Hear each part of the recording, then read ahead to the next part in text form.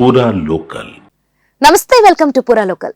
గంజాయి చాక్లెట్లు విక్రయిస్తున్న ఓ కిరాణా దుకాణంపై మాదాపూర్ ఎస్ఓటి జగద్గిరిగుట్ట పోలీసులు దాడి చేశారు.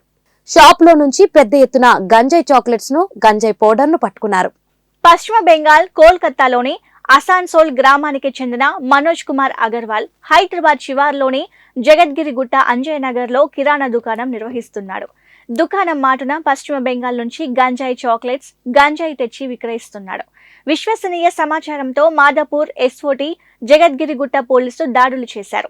ఈ దాడుల్లో దుకాణంలో ఉన్న 26 కిలోల 160 చాక్లెట్ల గంజాయి చాక్లెట్స్, 4 కిలోల ఎండు గంజాయి పౌడర్ ను స్వాధీనం చేసుకున్నారు. మనోజ్ కుమార్ ను అరెస్టు చేశారు. విచారణలో గంజాయి చాక్లెట్స్, గంజాయిని కోల్కతాలోని మోహన్ అనే వ్యక్తి నుంచి తరచు కొనుగోలు చేసి తెచ్చి విక్రయిస్తున్నట్లు ఒప్పుకున్నాడు. స్వాధీనం చేసుకున్న గంజాయి విలువ 2.66 లక్షలు ఉంటుందని, ఈ వ్యవహారంతో సంబంధం ఉన్న ప్రధాన సరఫరాదారుడు మోహన్ పరారీలో ఉన్నట్లు పోలీసులు తెలిపారు. కేసు నమోదు చేసి దర్యాప్తు జరుపుతున్నారు.